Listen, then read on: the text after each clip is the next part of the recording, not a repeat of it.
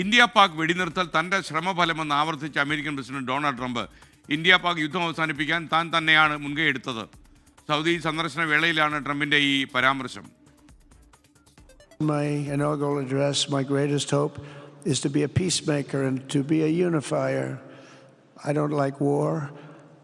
We have the greatest military, by the way, in the history of the world. You know, I rebuilt our military in my first 4 years and rebuilt it into the most powerful military there is. And you saw that when I knocked out ISIS in 3 weeks. People said it would take 4 years, 5 years. We did it in 3 weeks. Just days ago, my administration successfully brokered a historic ceasefire to stop the escalating violence between India and Pakistan. And I used trade to a large extent to do it. I said, fellas, come on, let's make a deal. Let's do some trading. Let's not trade nuclear missiles. Let's trade the things that you make so beautifully.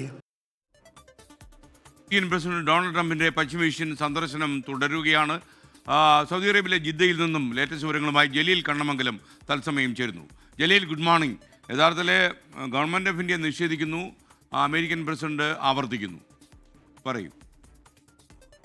Good morning S K N. ഈ American president Donald ട്രംപിന്റെ ചരിത്ര സന്ദർശനം, Gulf സന്ദർശനം തുടരുകയാണ്.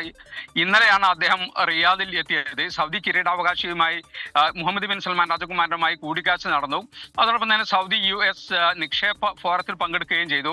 ഈ നിക്ഷേപ ഫോറത്തിൽ പങ്കെടുത്തുകൊണ്ട് അദ്ദേഹത്തിന്റെ സമാപന പ്രസംഗത്തിലാണ് ഇത്തരം കാര്യങ്ങളെല്ലാം ട്രംപ് പറഞ്ഞത്. സൗദി പാക് വെടിനിർത്തൽ തന്റെ ശ്രമഫലമാണെന്ന് അദ്ദേഹം ഇന്നലെയും ആവർത്തിച്ചു. വ്യാപാരബന്ധമാണ് വേണ്ടത്, സമാധാനത്തിനുള്ള ശ്രമം ഞാൻ തുടർന്നുകൊണ്ടിരിക്കും.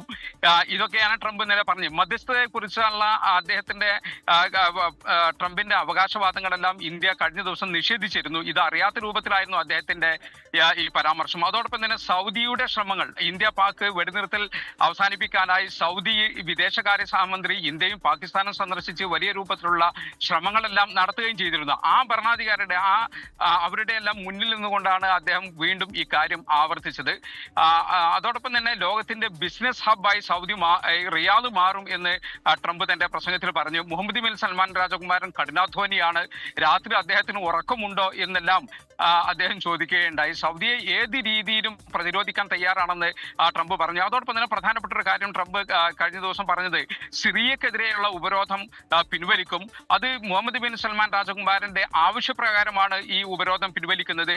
മുഹമ്മദ് ബിൻ സൽമാൻ എന്ത് ആവശ്യപ്പെട്ടാലും അത് ഞാൻ ചെയ്യും, അദ്ദേഹം എന്ത് ആവശ്യപ്പെട്ടാലും ഞാനത് എന്തായാലും ചെയ്യും എന്ന രൂപത്തിലാണ് ട്രംപ് ഇന്നലെ പറഞ്ഞത്.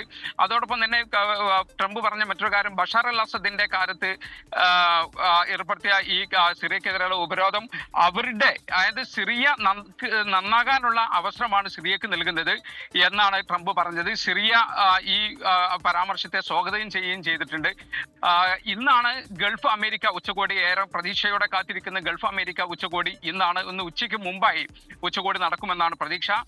പലസ്തീൻ തന്നെയായിരിക്കും പ്രധാനപ്പെട്ട ചർച്ച എന്നാണ് മനസ്സിലാകുന്നത്. GCC രാഷ്ട്ര നേതാക്കളെല്ലാം ഇന്നലെ രാത്രി മുതൽ തന്നെ റിയാദിൽ എത്തിക്കൊണ്ടിരിക്കുകയാണ്. പലസ്തീൻ പ്രസിഡന്റ് മഹ്മൂദ് അബ്ബാസും ഈ ഉച്ചകോടിയിൽ പങ്കെടുക്കുന്നുണ്ട്. Okay, thank you. ജിദ്ദയിൽ നിന്ന് ജലീൽ കണ്ണമംഗലമാണ് വിവരങ്ങൾ നൽകിയത്.